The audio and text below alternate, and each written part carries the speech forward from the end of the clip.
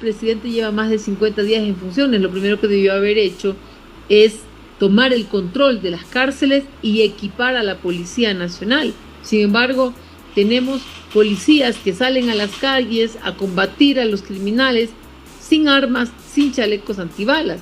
Entonces, lo primero que se debió haber hecho es eso, pero a la par también trabajar en fomentar el empleo, en fomentar que nuestros niños, nuestros jóvenes vuelvan a las aulas de clase para que no sean víctimas de la violencia de las calles, de la violencia de las bandas, también rescatar a nuestros jóvenes y nuestros niños, recuperar todo lo que es el sistema de salud.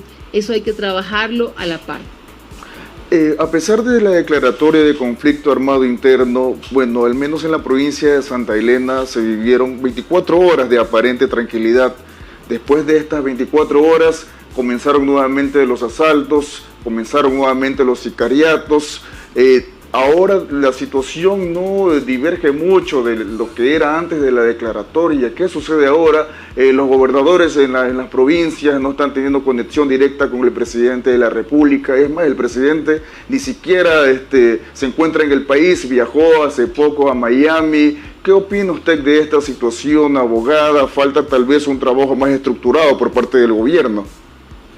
Sí, como lo decía, ¿no? Falta esa estructuración de qué es el Plan Fénix, de qué incluye el Plan Fénix, de qué acciones se van a tomar.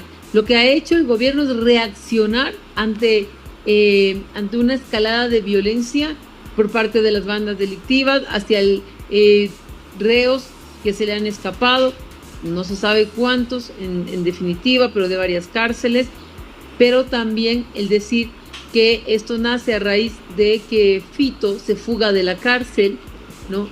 Y que, alias Fito, ¿no? Y que toma acciones, pero son acciones reactivas las que toma el presidente Noboa, y no hay una planificación atrás, no hubo un control previo de las cárceles, actualmente tampoco lo hay.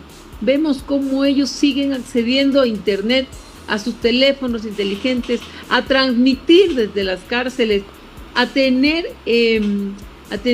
ellos el control de las cárceles.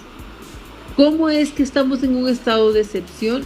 ¿Cómo es que estamos en un estado en el que está movilizada la fuerza pública y el control de las cárceles lo sigue teniendo las bandas delictivas?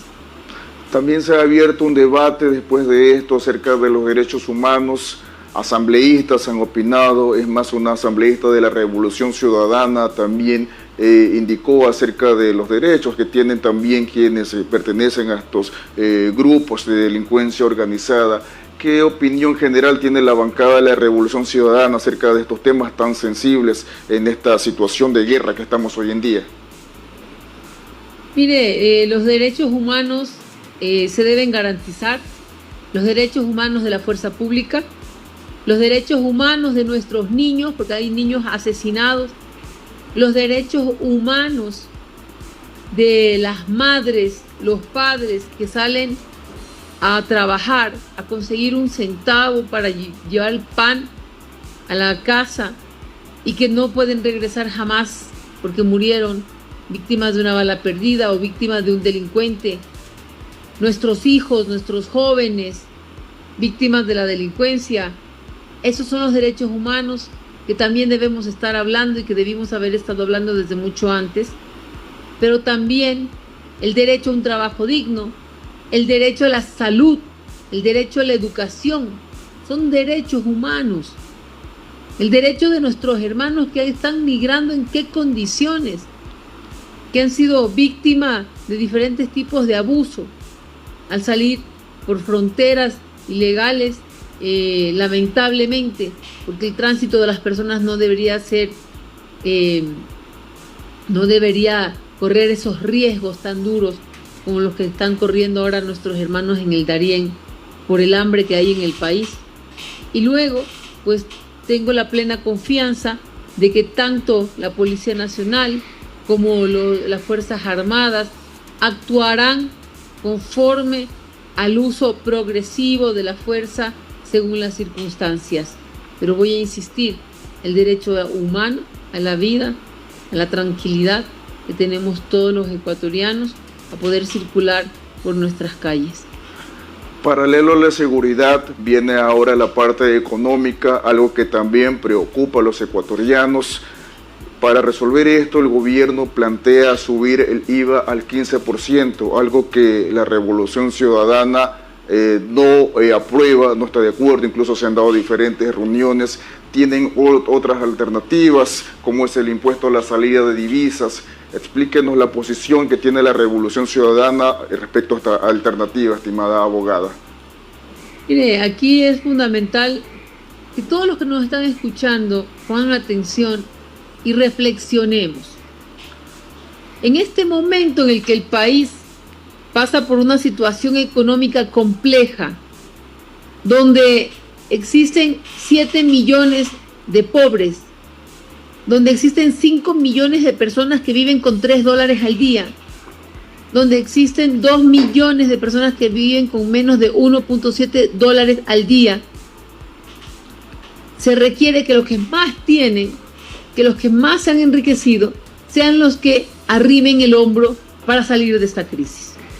¿De qué estoy hablando? De que haya alternativas más allá de elevar el IVA. Cuando hablan de elevar el IVA, están hablando de afectar por igual a la madre, al padre, a los niños, a los jóvenes que están hoy día empobrecidos, con salarios muy bajos o buscando empleo, que ellos van a pagar lo mismo que va a pagar el dueño del banco, el dueño de una empresa transnacional, ¿no? Porque a ambos les va a costar exactamente lo mismo un pan. Solamente que para unos pagar $1 significa cualquier cosa, tal vez, sin mucha trascendencia, y para los otros es todo lo que tuvieron para comer ese día, ¿ya? Entonces, vamos a ver un ejemplo clarísimo. Van a decir, los precios de la canasta básica se mantienen igual porque no están gravados con IVA. Pero ¿acaso no consumimos otros bienes dentro de la casa, dentro del hogar? Los desodorantes, los enseres para la casa, las ollas, pagan IVA. Y hablemos del ejemplo del pan. El pan como tal, que es un producto que se consume prácticamente en todo el país, el pan como tal no paga IVA, ¿verdad? Me van a decir, es un alimento, esto no paga IVA. Pero los insumos para hacer el pan sí pagan IVA. ¿Y eso qué significa? Que se elevan los costos de producción. Cuando se elevan los costos de producción, porque te va a costar más la manteca, porque la gasolina viene grabada con IVA, y si sube la gasolina, entonces la persona que transporta los productos hasta donde yo estoy, o hasta la distribuidora, va a elevar el precio de esa manteca, de ese aceite, de esa levadura, y toda esa elevación de precios de los insumos se va a trasladar al pan. Entonces el ciudadano de Salinas, de Santa Elena, de La Libertad, va a pagar lo mismo, sea de un sector más popular o de un sector más elitista, por ese pan. Va a pagar un precio mucho más alto y va a verse reducida su capacidad de consumo. Y yo les decía, por $1 compras 6 panes, probablemente vas a comprar 4 o 3. Es decir, sí nos afecta a todos los ecuatorianos. Y económicamente en el país va a hacer que caiga la demanda. Al elevarse los precios, cae el consumo, cae la demanda. Cuando cae la demanda, se afecta la economía nacional y empiezan también a contraerse el empleo, más de lo que ya está, porque apenas el 35% de la población económicamente activa tiene empleo digno.